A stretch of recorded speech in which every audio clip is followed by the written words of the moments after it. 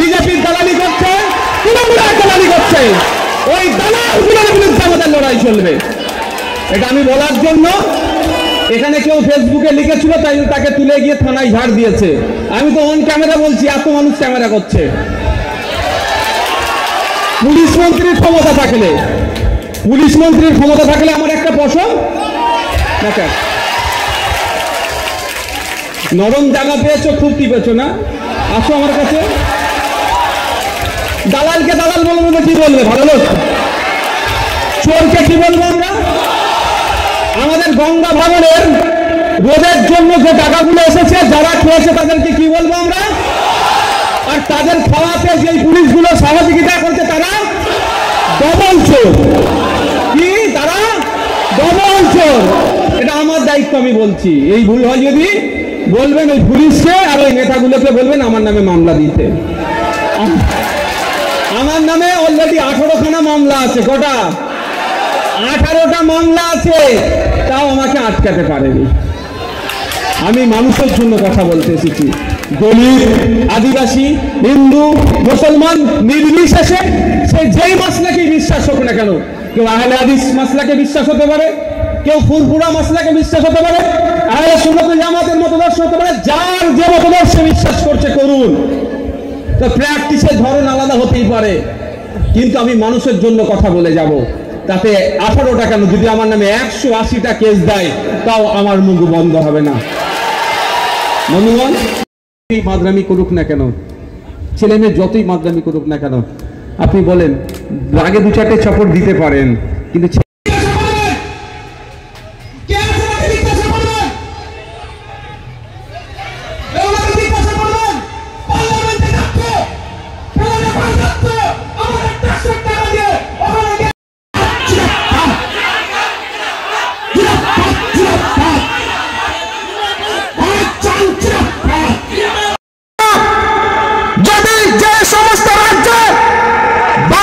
শ্রমিকদের উপর এই নির্যাতন নামাচ্ছেন, সেই সব রাজ্যে নোডাল অফিসার নিয়োগ করছেন না।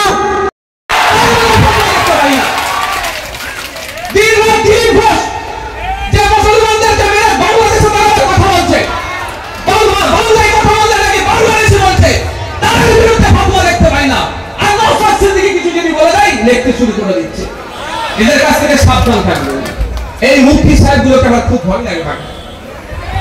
মুফতি সাহেবদেরকে আমি সম্মান দিই, তারা স্কলার, তারা আমাদের ধর্মীয় বিষয়টাকে ভালো করে বুঝিয়ে দেয়, তাদের সম্মান অনেক উচ্চ পর্যায়ে।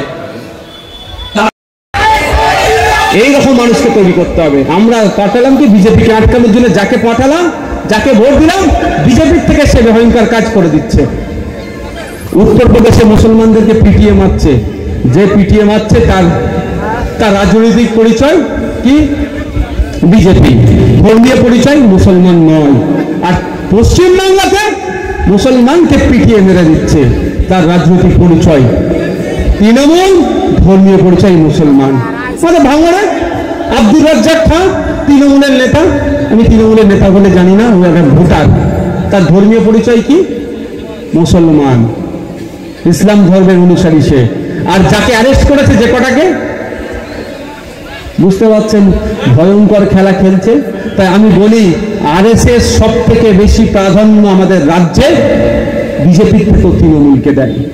আরএসএস একটা মাদার অর্গানাইজেশন, ওর বিভিন্ন শাখা আছে, তার মধ্যে একটা শাখা তৃণমূল কংগ্রেস। এটা মাথায় রাখবেন আপনারা, এটা মাথায় রাখবেন।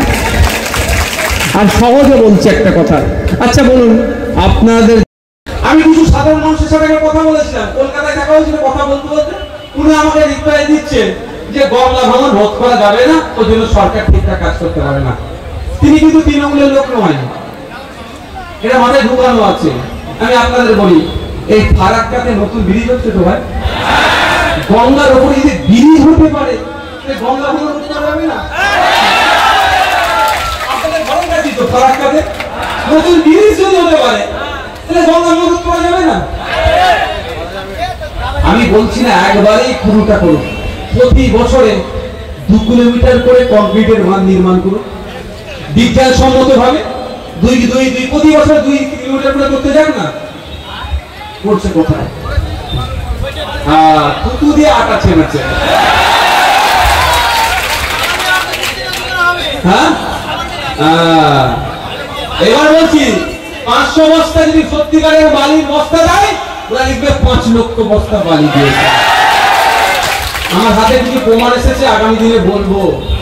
এই খলিলুর রহমান স্যারকে জবাব দিতে হবে, আমি শুনিয়ে যাচ্ছি। হজের দুর্নীতি, আপনার এমপি চেয়ারম্যান না, কোনো জায়গায় বাদ রাখছে না, ধর্মের কাজেও দিয়েছে হাত ঢুকিয়ে। এবার এমপি খেয়েছে না এমপি নিচের লোক খেয়েছে, এমপির দায়িত্ব। আপনারা শুনলে অবাক হবে, কলকাতা হজ হাউস 10 তলা বিল্ডিং, হ্যাঁ, ওখানে যতখানি টয়লেট আছে তার থেকে বেশি ক্লিনারের নিযুক্ত করেছে এই হজের যাওয়ার সময়। মানে বুঝতে পারছেন, রোজ হিসাবে 540 না কত টাকা তুলে নিয়েছে। যত না হাজি আছে তার থেকে বেশি সিকিউরিটি ওখানে নিয়োগ নাকি হয়েছে এই হজের সময়, মাল তুলেছে প্রায় 90 লাখ টাকা, 1 কোটি টাকা হারামে গেছে। টাকাটা কার টাকা? খলিলুর রহমান সাহেবের বিড়ি গাছের টাকা নাকি? না, বিড়ি গাছের টাকা নাকি? উনি যা ইচ্ছা খরচ করবে। আপনার আমার ট্যাক্সের মেহনতের টাকা, যে আপনার পাড়ায় বিড়ি ভাঙছে তারও ট্যাক্সের মেহনতের টাকা, সেগুলো উচ্ছলে যাচ্ছে। ওই প্রসঙ্গটা পরে আসবে। দালালি করছে বিজেপির, দালালি করছে তৃণমূলের, দালালি করছে ওই দালালগুলোর বিরুদ্ধে আমাদের লড়াই চলবে। এটা আমি বলার জন্য, এখানে কেউ ফেসবুকে লিখেছিল তাই তাকে তুলে গিয়ে থানায় ঝাড় দিয়েছে। আমি তো অন ক্যামেরা বলছি, এত মানুষ ক্যামেরা করছে। পুলিশ মন্ত্রীর ক্ষমতা থাকলে আমার একটা পছন্দ, নরম জায়গা পেয়েছো, খুব টিপেছো না, আসো আমার কাছে। দালালকে দালাল বলবো না, কি বলবে? ভালো লোক। চোরকে কি বলবো আমরা? আমাদের গঙ্গা ভবনের রোদের জন্য যে টাকাগুলো এসেছে, যারা খেয়েছে তাদেরকে কি বলবো আমরা? আর তাদের খাওয়াতে যে পুলিশগুলো সহযোগিতা করছে তারা ডবল চোর। কি তারা ডবল চোর? এটা আমার দায়িত্ব, আমি বলছি। এই ভুল হয় যদি বলবেন ওই পুলিশকে আর ওই নেতাগুলোকে বলবেন আমার নামে মামলা দিতে। আমার নামে অলরেডি 18খানা মামলা আছে। কটা?